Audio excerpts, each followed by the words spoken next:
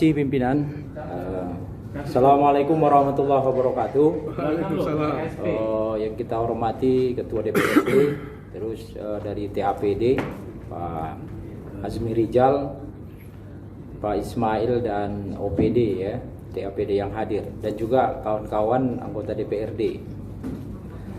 Pertama, saya ingin menyampaikan bahwa kita juga bisa memberikan apresiasi ya dalam perspektif anggaran APBD, bahwa pendapatan provinsi itu over ya, melebihi ya, yaitu 102%. Artinya apa? Bahwa ada penambahan pendapatan lebih sekitar 400 miliar. Tentunya ini mungkin sebuah obsesi kita ke depan, dan melihat potensi ya, karena kita juga sudah 3 tahun di DPRD ini, saya melihat memang untuk PAD Sumatera Utara atau APBD, saya berkeyakinan ini Pak Ismail, Pak Azmi Rijal, kita bisa tembus sampai 16 atau 17 triliun ini kalau kita optimal. Ya, mungkin bisa dicatat ini Pak Ismail. Artinya apa? Mungkin kita di banggar legislatif, banggar eksekutif, coba kita tadi ya kawan-kawan ingin kita terbuka, kita menyampaikan fakta-fakta yang ada sehingga kita bisa berdiskusi ya.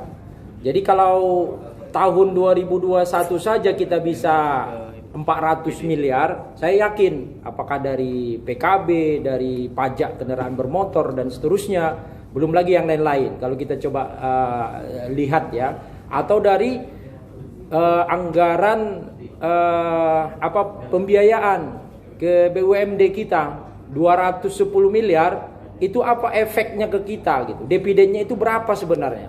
Jangan sampai kita kasih 210, baliknya di bawah itu. Bila perlu memang kita berharap BUMD kita juga harus kita perhatikan.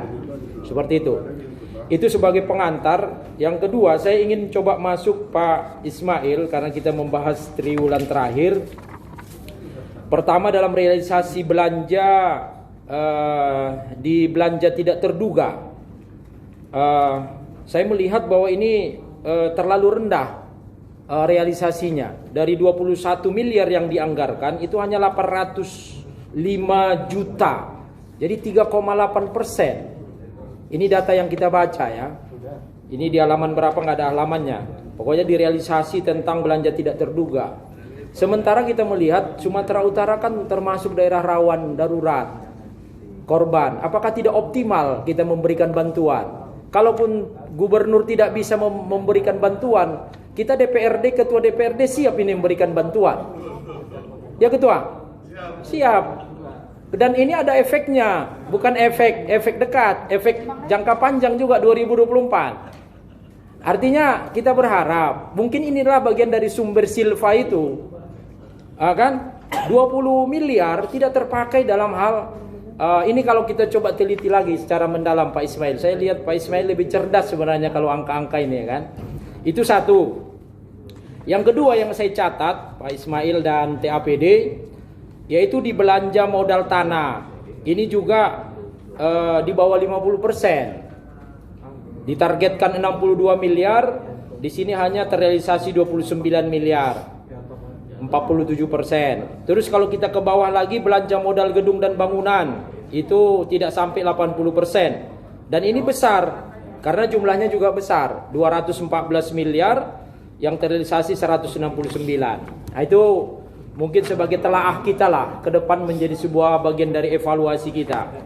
Selanjutnya yang saya catat adalah itu tadi saya ulangi lagi terkait dengan pembiayaan kita, pengeluaran pembiayaan kepada PT Bank Sumut, Perkebunan Sumatera Utara, Aneka Industri, Dirga Surya, Tirtanadi, itu kan 210,5 ya miliar. Ya, ini luar biasa dana ini. Jadi kita berharap memang keberadaan dari Bank Sumut, ya hormat kami izin sama mantan ketua komisi C lah ya kan. Jadi ini perlu ya. Ini malah dividennya pun sampai sekarang belum selesai. Bank Sumut berapa dividennya? Atau kredit macet Bank Sumut, saya dapat informasi dulu di forum ini hampir 1 triliun. Ya Pak Ismail ya, ngangguk-ngangguk Pak Ismail. Hampir 1 triliun Pak. Kredit macet itu yang kemarin almarhum Budi Utomo yang menyampaikan. Ya hampir 1 triliun kredit macet Bang Sumut. Tapi nggak tahu saya apakah sekarang sudah berkurang. Jadi saya mau tanya juga ini Pak Ismail di forum yang sangat terhormat ini, berapa sebenarnya dividen dari Bang Sumut dan Tirta Nadi? Ya, itu. Dan selanjutnya saya juga menyoroti terkait dengan triwulan keempat ini terkait dengan Silva. Saya buka-buka tadi, berapa sebenarnya idealnya Silva ini? Ada sebuah terjemahan ketua, rupanya idealnya Silva itu 0 rupiah. 0 rupiah Pak, idealnya Silva. Jadi tidak ada gitu. Artinya bisa termanfaatkan dana ini. 1 triliun itu luar biasa untuk membangun Sumatera Utara. Saya nggak tahu bagaimana wajah Pak Edi kalau tahu dia 1 triliun ini tidak terrealisasi di tahun ini. Ya.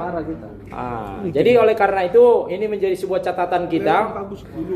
Selanjutnya, satu lagi Pak Ismail, saya mungkin melanjutkan pertanyaan dari Bang Beni tadi.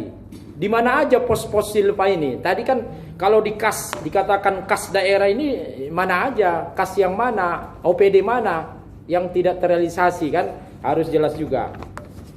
Dan yang terkait triwulan keempat ini juga perlu dikasih apresiasi juga Pak Mail sebagai TAPD ini kepada TAPD yang realisasi pendapatannya itu di atas 100%.